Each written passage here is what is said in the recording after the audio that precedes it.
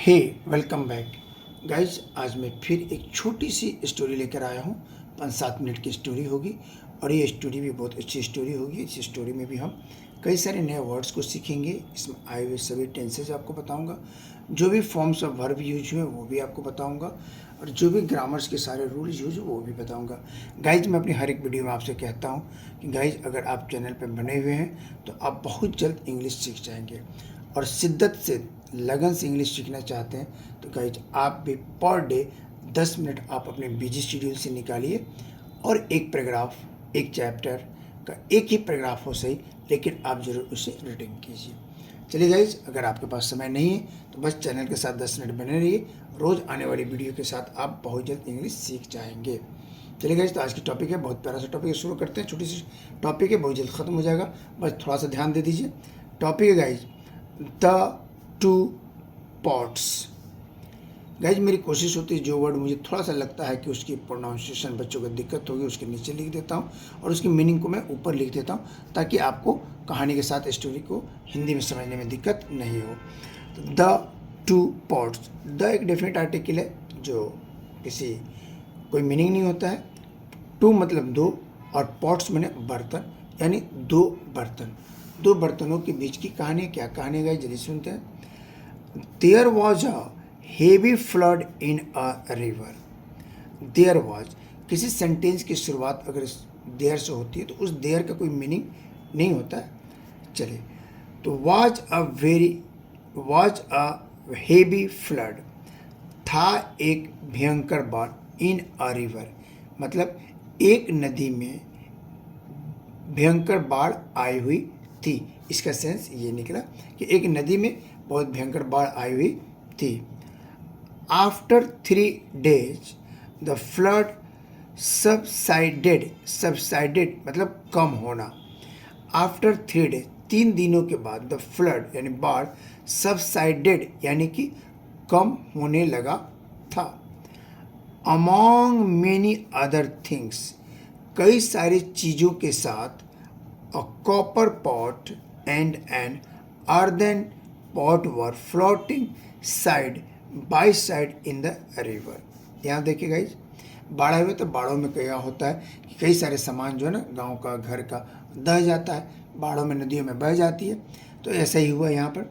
Among many other things, कई चीज़ों के साथ, अ कॉपर पॉट एक तांबे का बर्तन, एंड एन अर्दन एक मिट्टी का, अर्दन मतलब मिट्टी का, पॉट बर्तन, वर थे फ्लोटिंग तैर रहे, side by side in the river नदी में। साइड बाय साइड गाइज एक फ्रेज वर्ड है जिसका मतलब होता है साथ साथ। तो नदी में बाढ़ आए हुए था और बहुत सारे बर्तन दह रहे थे, उसमें से एक बर्तन पॉट जो था वो कॉपर का था और एक मिट्टी का था, जो साथ साथ फ्लोट कर रहे थे, वो आगे की तरफ बाढ़ में पानी में बह रहे थे।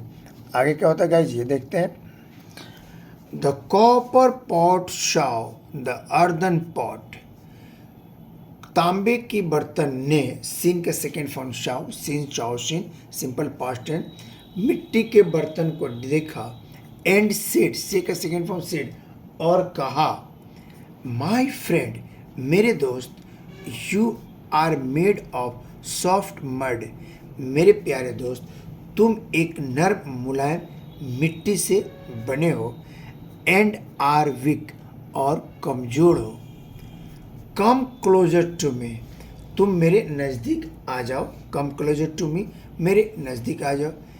इफ़ यू विश, यदि तुम्हारी इच्छा हो तो, I will protect you from harm, किसी भी तरह के नुकसान से मैं तुम्हारी रक्षा करूँगा, क्योंकि तुम मिट्टी से बने हो, तुम कमज़ोर हो, तुम मेरे पास आ जाओ। क्या जवाब देता है गाइज, आगे देखते हैं कि खुद क्या जवाब देता है। कह रहा है, thanks for your good feelings for me, मेरे लिए अच्छा सोचने के लिए आपका बहुत बहुत शुक्रिया। सेड द अर्दन पॉट, मिट्टी के बर्तन ने कहा। But I dare not come closer to you, but लेकिन आई डेयर, मेरी हिम्मत, not come closer to you, लेकिन मेरी हिम्मत आपके करीब आने की नहीं हो रही है। You are so strong and studied, यानी आप बहुत मजबूत और तगड़ा हो।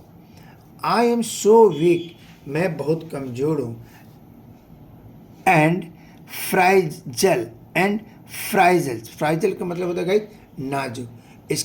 इसे पढ़ेंगे फ्राइजल, फ्राइजल नाजुक। मैं बहुत कमज़ोर और नाजुक हूँ।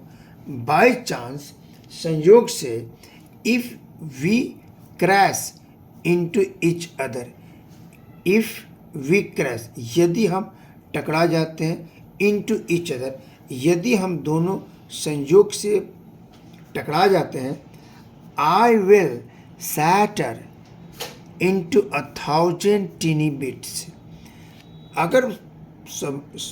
अगर संयोग से हम दोनों टकरा जाते हैं, आई विल shatter, मैं चकनाचूर हो जाऊंगा, into 1,000, हजारों पीस में, टीनी बिट्स, यानी इसे टाइनी कहेंगे, टाइनी बिट्स, यानी अगर संयोग से हम आपके करीब आए, एक दूसरे से टकरा गए, तो मैं तो हजारों टुकड़ों में बिखर जाऊंगा।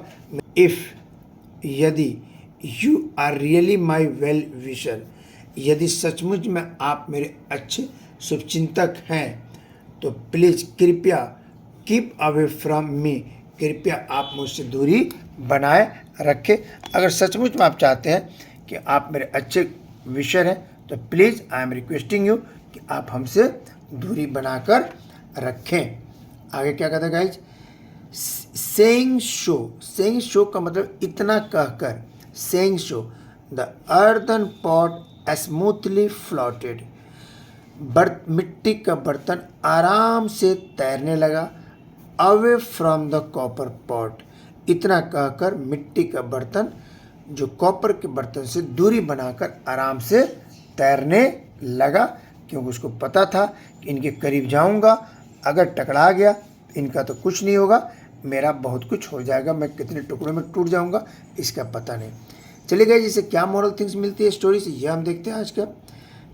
Keep over powerful neighbours at a safe distance, मतलब कीप रखें अति शक्तिशाली पड़ोसी एट अ सेफ डिस्टेंस, मतलब अति शक्तिशाली पड़ोसियों को सुरक्षित दूरी पर रखें। यानी कभी भी अगर आप कमज़ोर हैं और आपका पड़ोसी बहुत ताकतवर है, तो उसे हमेशा एक सुरक्षित दूरी मेंटेन करके रखिए, हमेशा एक सुरक्षित दूरी पर रहिए। ओके गाइस, तो ये एक छोटी सी स्टोरी थी जो मैंने आपके सामने वर्ड टू वर्ड ट्रांसलेट करने की कोशिश किया। अगर ये वीडियो अच्छी लगी हो तो प्लीज़ लाइक शेयर सब्सक्राइब कर दीजिएगा। मैं अंसारी सर अपने दिल्ली इंग्लिश क्लासेस के इस चैनल पे अंग्रेजी की सभी कंटेंट लेकर आता हूँ, और आप चैनल के साथ बने रहिए और अंग्रेजी के सारे कंटेंट घर पे बैठे बैठे सीखते रहिए।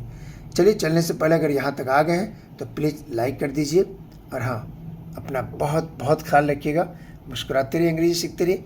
फिर मिलते हैं ब्रेक के बाद। Thanks for watching, bye bye.